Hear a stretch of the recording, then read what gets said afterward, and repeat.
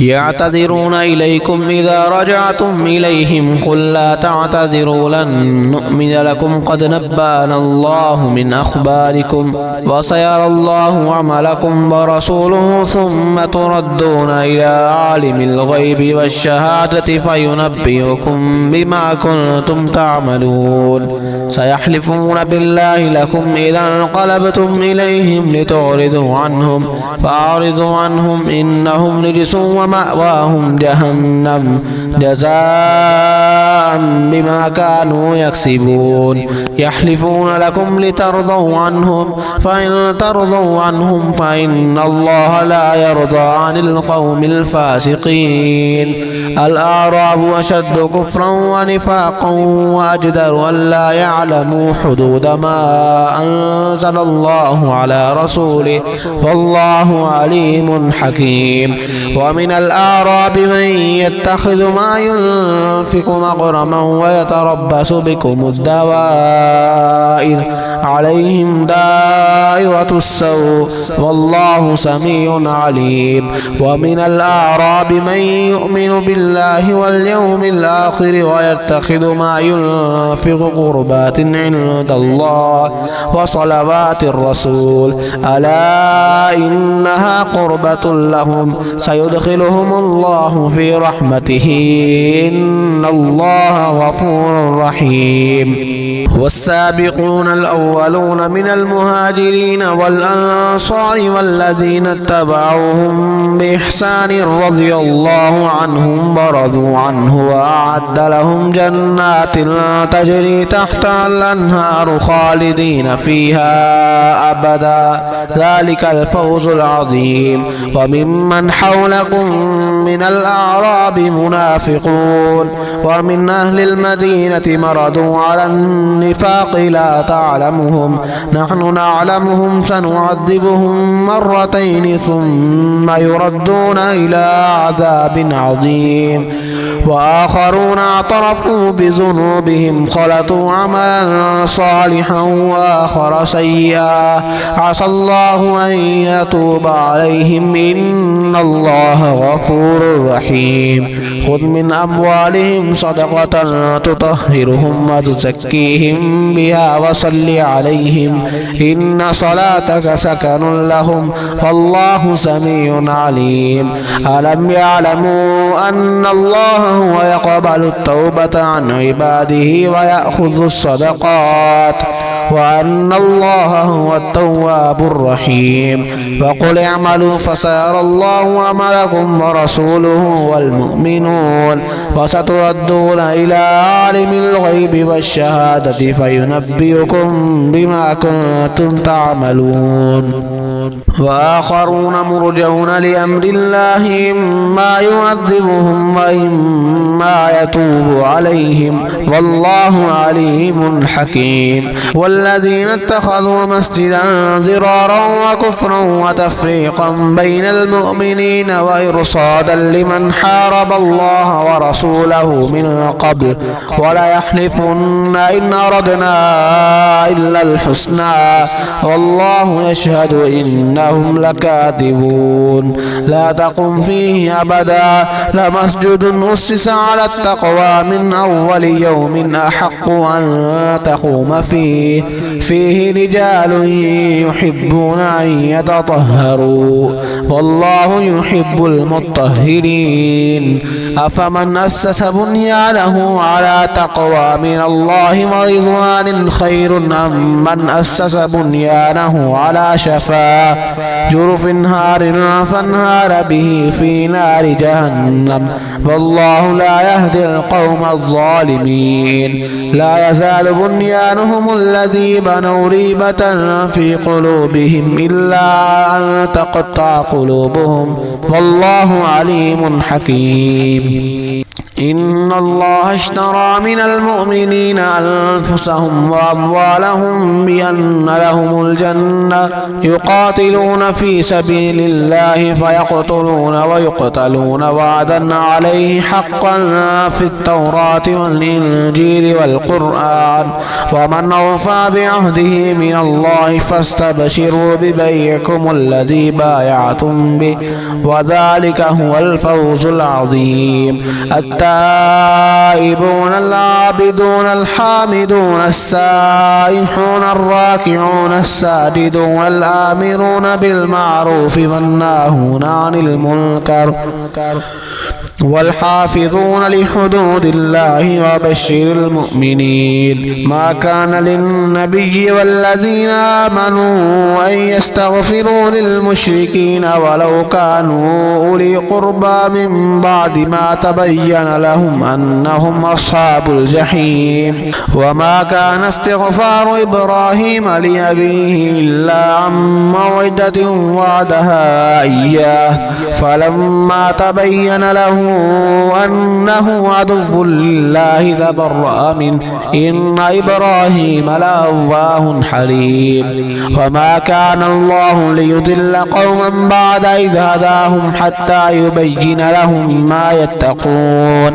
إن الله بكل شيء عليم. إن الله له ملك السماوات والأرض يحيي ويميت وما لكم من دون الله من ولي ولا نصير. لقد تاب الله على النبي والمهاجرين والأنصار الذين اتبعوه في ساعة العسرة من بعد ما كاد يزيغ قلوب فريق منهم ثم تاب عليهم إنهم بهم رؤوف رحيم. من بعد ما كاد يزيغ قلوب فريق منهم ثم تاب عليهم إنه بهم رؤوف رحيم. وعلى الثلاثة الذين خلفوا حتى إذا ضاقت عليهم الأرض بما رحبت وضاقت عليهم أنفسهم وظنوا أن لا ملجأ من الله إلا إليه ثم تاب عليهم ليتوبوا إن الله هو التواب الرحيم. يا أيها الذين آمنوا اتقوا الله وكونوا مع الصادقين. ما كان لأهل المدينة ومن حولهم من الأعراب أن يتخلفوا عن رسول الله ولا يرغبوا بأنفسهم عن نفسه ذلك بأنهم لا يصيبهم ظمأ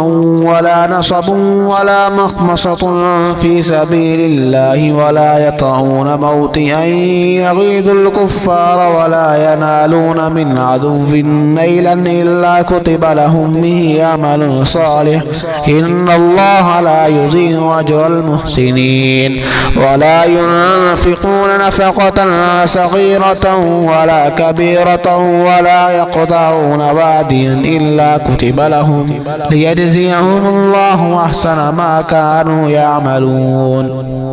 وما كان المؤمنون لينفروا كافة فلولا نفر من كل فرقة منهم طائفة ليتفقهوا في الدين ولينذروا قومهم إذا رجعوا إليهم لعلهم يحذرون. يا أيها الذين آمنوا قاتلوا الذين يلونكم من الكفار وليجدوا فيكم غلظة واعلموا أن الله مع المتقين. وإذا ما أنزلت سورة فمنهم من يقول أيكم زادته هذه إيمانا فأما الذين آمنوا فزادتهم إيمانا وهم يستبشرون وأما الذين في قلوبهم مرض فزادتهم رجسا إلى رجسهم وماتوا وهم كافرون. أولا يرون أنهم يفتنون في كل عام مرة أو مرتين ثم لا يتوبون ولا هم يذكرون. وإذا ما أنزل السورة نظر بعضهم إلى بعض هل يراكم من أحد ثم انصرفوا صرف الله قلوبهم بأنهم قوم لا يفقهون لقد جاءكم رسول من أنفسكم عزيز عليه ما عنتم حريص عليكم بالمؤمنين رؤوف رحيم فإن تولوا فقل حسبي الله لا إله إلا هو عليه توكلت وهو رب العرش العظيم بسم الله الرحمن الرحيم ألف لام را تلك آيات الكتاب الحكيم أكان للناس عجبا أن أوحينا إلى رجل منهم أن أنذر الناس وبشر الذين آمنوا أن لهم قدم صدق عند ربهم قال الكافرون إن هذا لسحر مبين إن ربكم الله الذي خلق السماوات والأرض في 6 أيام ثم استوى على العرش يدبر الأمر ما من شفيع إلا من بعد إذنه ذلكم الله ربكم فاعبدوه أفلا تذكرون إليه مرجعكم جميعا وعد الله حقا إنه يبدأ الخلق ثم يعيده ليجزي الذين آمنوا وعملوا الصالحات بالقسط والذين كفروا لهم شراب من حميم وعذاب أليم بما كانوا يكفرون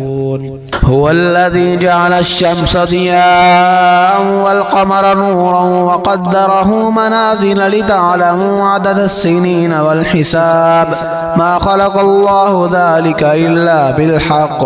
يفصل الآيات لقوم يعلمون إن في اختلاف الليل والنهار وما خلق الله في السماوات والأرض لآيات لقوم يتقون إن الذين لا يرجون لقاءنا ورضوا بالحياة الدنيا واطمأنوا بها والذين هم عن آياتنا غافلون أولئك مأواهم النار بما كانوا يكسبون إن الذين آمنوا وعملوا الصالحات يهديهم ربهم بإيمانهم تجري من تحتهم الأنهار في جنات النعيم دعواهم فيها سبحانك اللهم وتحيتهم فيها سلام وآخر دعواهم أن الحمد لله رب العالمين ولو يعجل الله للناس الشر استعجالهم بالخير لقضي إليهم أجلهم فنذر الذين لا يرجون لقاءنا في طغيانهم يعمهون وإذا مس الإنسان الضر دعانا لجنبه أو قاعدا أو قائما فلما كشفنا عنه ضره مر كأن لم يدعنا إلى ضر مسه كذلك زين للمسرفين ما كانوا يعملون ولقد أهلكنا القرون من قبلكم لما ظلموا وجاءتهم رسلهم بالبينات وما كانوا ليؤمنوا كذلك نجزي القوم المجرمين ثم جعلناكم خلائف في الأرض من بعدهم لننظر كيف تعملون وإذا تتلى عليهم آياتنا بينات قال الذين لا يرجون لقاء نأتي بقرآن غير هذا أو بدله قل ما يكون لي أن أبدله من تلقاء نفسي إن أتبع إلا ما يوحى إلي إني أخاف إن عصيت ربي عذاب يوم عظيم قل لو شاء الله ما تلوته عليكم ولا أدراكم به فقد لبثت فيكم عمرا من قبله أفلا تعقلون فمن أظلم ممن افترى على الله كذبا أو كذب بآياته إنه لا يفلح المجرمون ويعبدون من دون الله ما لا يضرهم ولا ينفعهم ويقولون هؤلاء شفعاؤنا عند الله قل أتنبئون الله بما لا يعلم في السماوات ولا في الأرض سبحانه وتعالى عما يشركون وما كان الناس إلا أمة واحدة فاختلفوا ولولا كلمة سبقت من ربك لقضي بينهم فيما فيه يختلفون ويقولون لولا أنزل عليه آية من ربه فقل إنما الغيب لله فانتظروا إني معكم من المنتظرين وإذا أذقنا الناس رحمة من بعد ضراء مستهم إذا لهم مكر في آياتنا قل الله أسرع مكرا إن رسلنا يكتبون ما تمكرون هو الذي يسيركم في البر والبحر حتى إذا كنتم في الفلك وجرين بهم بريح طيبة وفرحوا بها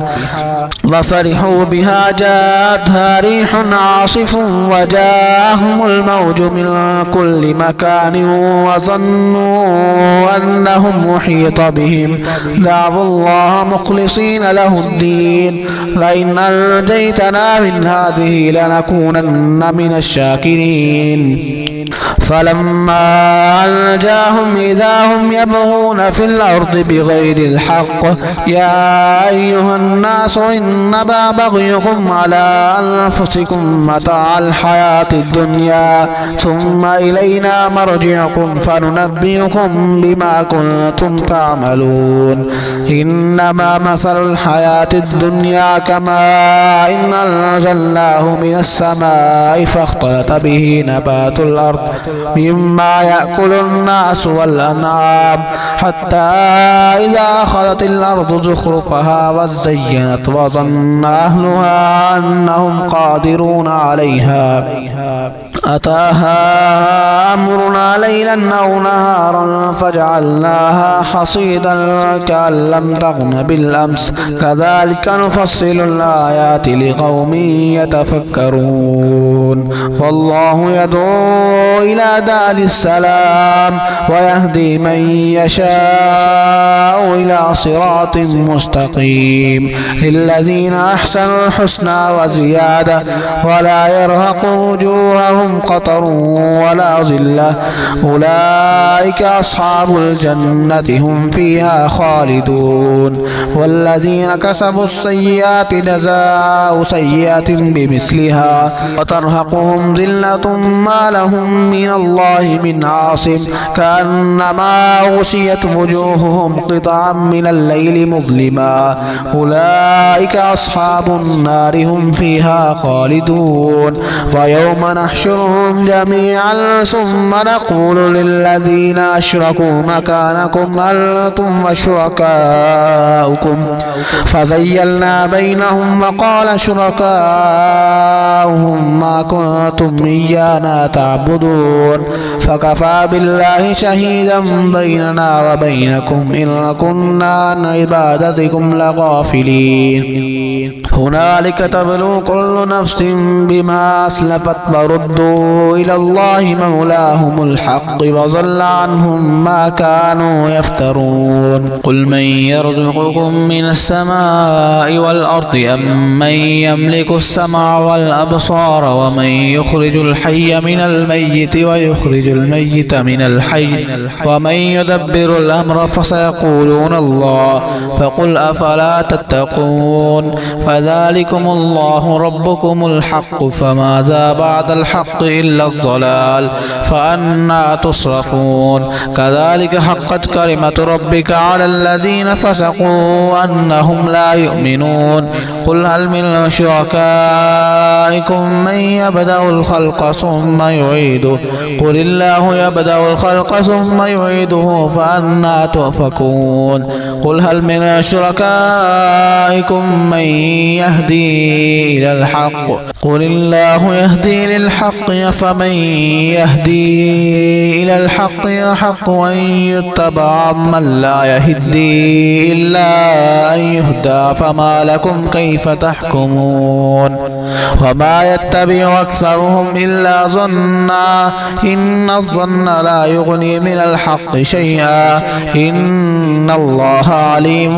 بما يفعلون وما كان هذا القرآن أن يفترى من دون الله ولكن تصديق الذي بين يديه وتفصيل الكتاب لا ريب فيه من رب العالمين أم يقولون افترى قل فأتوا بسورة مثله وادعوا من استطعتم من دون الله إن كنتم صادقين بل كذبوا بما لم يحيطوا بعلمه ولما يأتهم تأويله كذلك كذب الذين من قبلهم فانظر كيف كان عاقبة الظالمين ومنهم من يؤمن به ومنهم من لا يؤمن به وربك أعلم بالمفسدين وإن كذبوك فقل لي عملي ولكم عملكم أنتم بريئون مما أعمل وأنا بريء مما تعملون ومنهم من يستمعون إليك أفأنت تسمع الصم ولو كانوا لا يعقلون ومنهم من ينظر إليك أفأنت تهدي العمي ولو كانوا لا يبصرون إن الله لا يظلم الناس شيئا ولكن الناس أنفسهم يظلمون ويوم يحشرهم كأن لم يلبسوا إلا ساعة من النهار يتعارفون بينهم قد خسروا الذين كذبوا بلقاء الله وما كانوا مهتدين وإما نرينك بعض الذين نعدهم أو نتوفينك فإلينا مرجعهم ثم الله شهيد على ما يفعلون ولكل أمة رسول فإذا جاء رسولهم قضي بينهم بالقسط وهم لا يظلمون ويقولون متى هذا الوعد إن كنتم صادقين قل لا أملك لنفسي ضرا ولا نفعا إلا ما شاء الله لكل أمة أجل إذا جاء أجلهم فلا يستأخرون ساعة ولا يستقدمون قل أرأيتم إن أتاكم عذابه بياتا أو نهارا ماذا يستعجل منه المجرمون أثم إذا ما وقع آمنتم به الآن وقد كنتم به تستعجلون ثم قيل للذين ظلموا ذوقوا عذاب الخلد هل تجزون إلا بما كنتم تكسبون ويستنبئونك حق هو قل إي وربي إنه لحق وما أنتم بمعجزين ولو أن لكل نفس ظلمت ما في الأرض لافتدت به وأسروا الندامة لما رأوا العذاب وقضي بينهم بالقسط وهم لا يظلمون ألا إن لله ما في السماوات والأرض ألا إن وعد الله حق ولكن أكثرهم لا يعلمون هو يحيي ويميت وإليه ترجعون يا أيها الناس قد جاءتكم موعظة من ربكم وشفاء لما في الصدور وهدى ورحمة للمؤمنين قل بفضل الله وبرحمته فبذلك فليفرحوا هو خير مما يجمعون قل أرأيتم ما أنزل الله لكم من رزق فجعلتم منه حراما وحلالا قل الله أذن لكم أم على الله تفترون وما ظن الذين يفترون على الله الكذب يوم القيامة إن الله لذو فضل على الناس ولكن أكثرهم لا يشكرون وما تكون في شأن وما تتلو منه من قرآن ولا تعملون من عمل إلا كنا عليكم شهودا تفيضون فيه وما يعزب عن ربك من مثقال ذرة في الأرض ولا في السماء ولا أصغر ولا أكبر إلا في كتاب مبين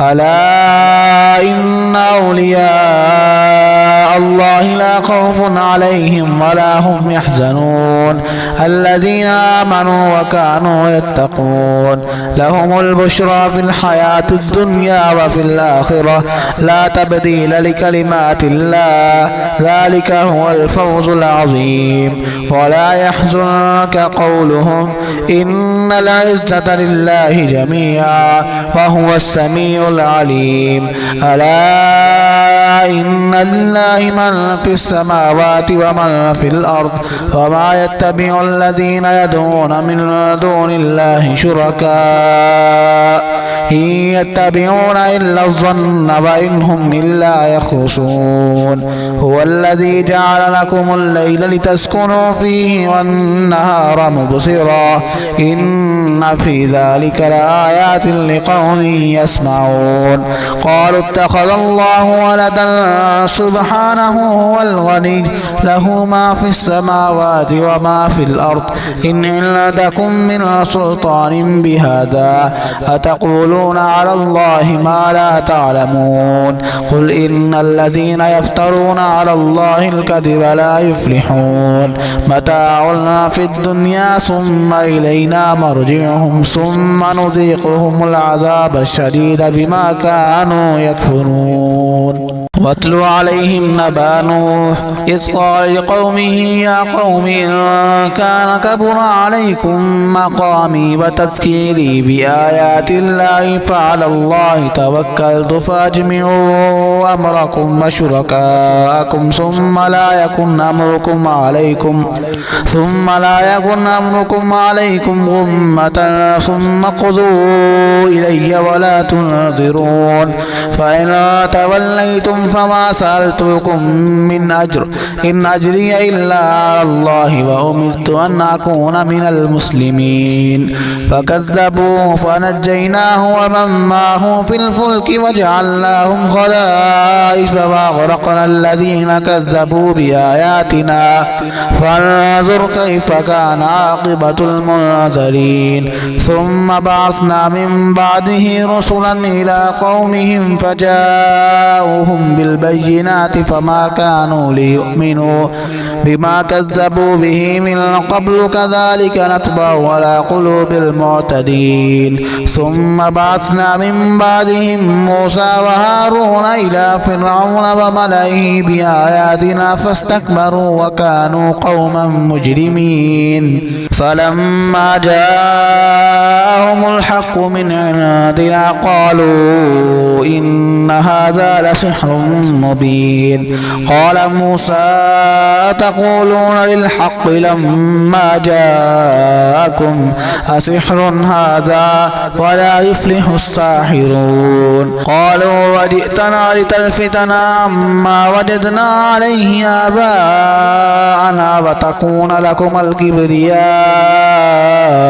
في الأرض وما نحن لكما بمؤمنين وقال فرعون ائتوني بكل ساحر عليم فلما جاء السحرة قال لهم موسى ألقوا ما أنتم ملقون فلما ألقوا قال موسى ما جئتم به السحر إن الله سيبطله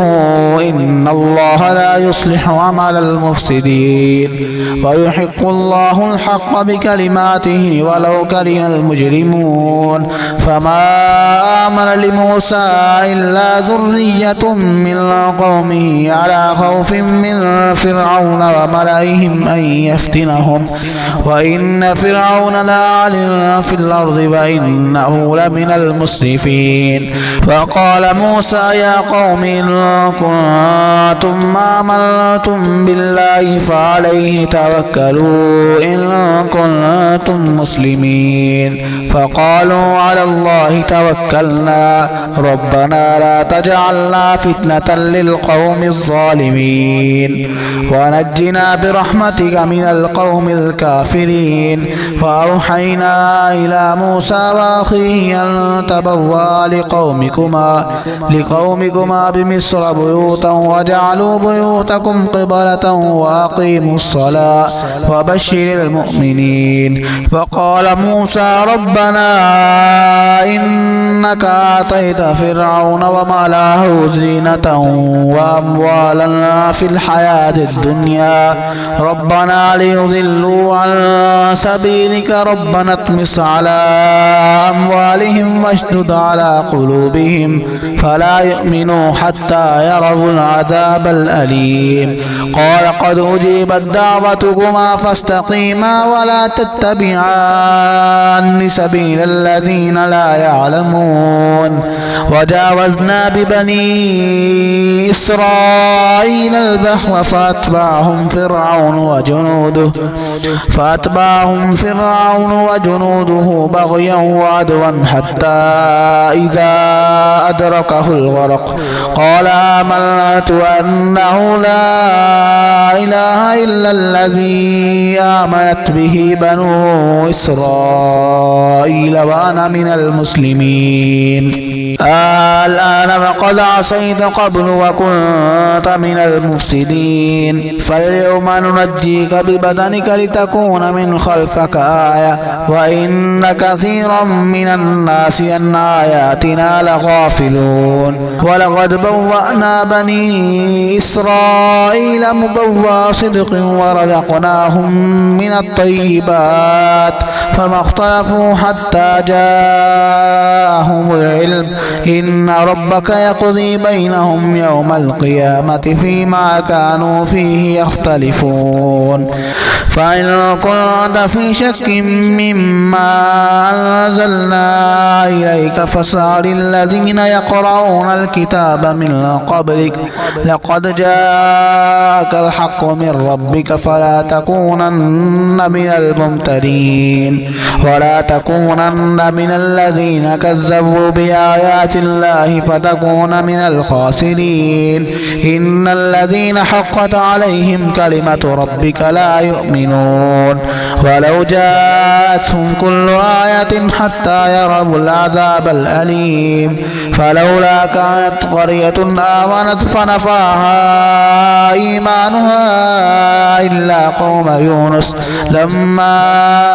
آمنوا كشفنا عنهم عذاب الخزي في الحياة الدنيا ومتعناهم إلى حين ولو شاء ربك لآمن من في الأرض كلهم جميعا أفأنت تكره الناس حتى يكونوا مؤمنين وما كان لنفس أن تؤمن إلا بإذن الله ويجعل الرجس على الذين لا يعقلون قل انظروا ماذا في السماوات والأرض وما تغني الآيات والنذر عن قوم لا يؤمنون فهل ينتظرون إلا مثل أيام الذين خلوا من قبلهم قل فانتظروا إني معكم من المنتظرين ثم ننجي رسلنا والذين آمنوا كذلك حقا علينا ننجي المؤمنين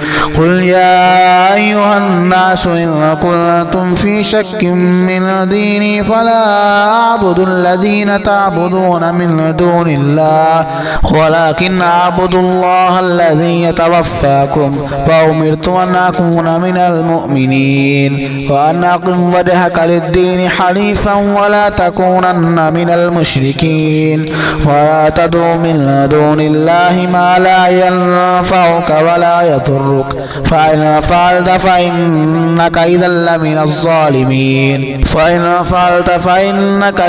من الظالمين وإن يمسسك الله بضر فلا كاشف له